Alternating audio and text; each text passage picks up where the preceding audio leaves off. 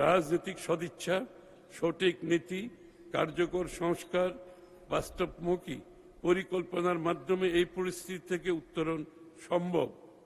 অর্থনীতির পুনরুদ্ধার, বাজারে আস্থা ফিরিয়ে আনা এবং নতুন প্রবৃদ্ধির সুযোগ সৃষ্টিতে সরকার নিরলসভাবে কাজ করে যাচ্ছে।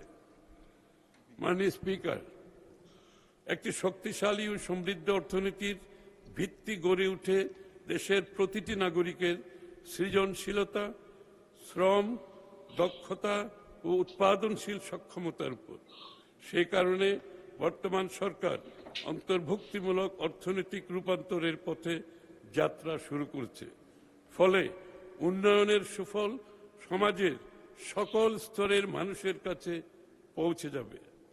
এই লক্ষ্যকে সামনে রেখে দেশের অর্থনীতিতে স্থিতিশীলতা অর্জন, পুনর্গঠন, বিনিয়োগ নির্ভর প্রবৃদ্ধির পথে এগিয়ে নিতে মধ্যমেয়াদী কৌশল কাঠামো প্রণয়ন করেছি। মাননীয় স্পিকার, এই কাঠামোর আওতায় 2030-31 অর্থবছরের মধ্যে আমরা দেশের প্রকৃত জিডিপির 8.5% উন্নীত করতে, মূল্যস্ফীতি 5% নামিয়ে আনতে, প্রত্যক্ষ বিদেশি বিনিয়োগের পরিমাণ জিডিপির 2%,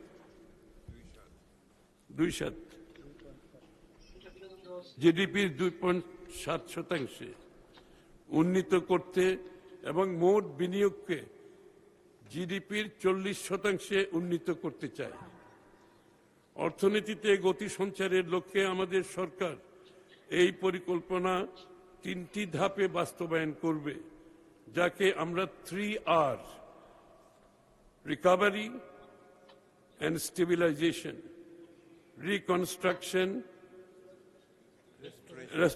restoration and reconstruction for acceleration strategy কৌশল হিসেবে বিবেচনা করেছি।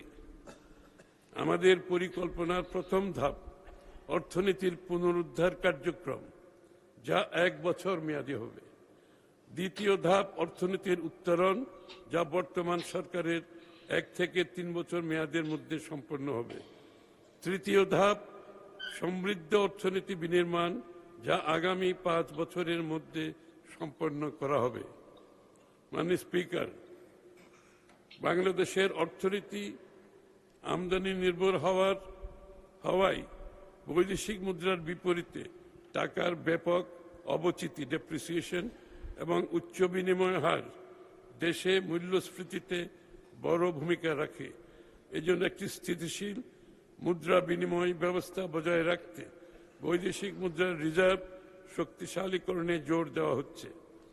মূল্যস্ফীতি নিয়ন্ত্রণের লক্ষ্যে মুদ্রাস্ফীতি ও রাজস্ব নীতির কার্যকর সমন্বয়ের মাধ্যমে বাজারে অর্থ সরবরাহ নিয়ন্ত্রিত রাখা হবে। তবে বেসরকারি খাতে ঋণ প্রবাহ যাতে বিঘ্নিত না হয় সেদিকে খেয়াল রাখা হবে। রাজস্ব ব্যবস্থাকে সম্পূর্ণভাবে ঢেলে সাজিয়ে অভ্যন্তরীণ রাজস্ব আহরণ বৃদ্ধি বর্তমান সরকারের অন্যতম প্রধান লক্ষ্য। এর অংশ হিসেবে রাজস্ব নীতি,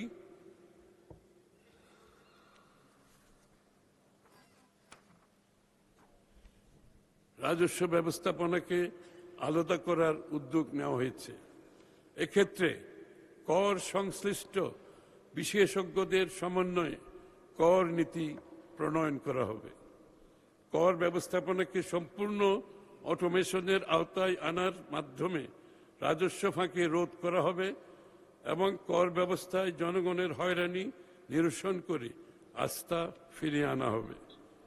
বর্তমানে কর জিডিপির অনুপাত 6.8%, যা আমরা আগামী 2030-31 অর্থবছরের মধ্যেই 9.6% এবং রাজস্ব জিডিপির অনুপাত বর্তমান 8% থেকে 11% উন্নীত করব।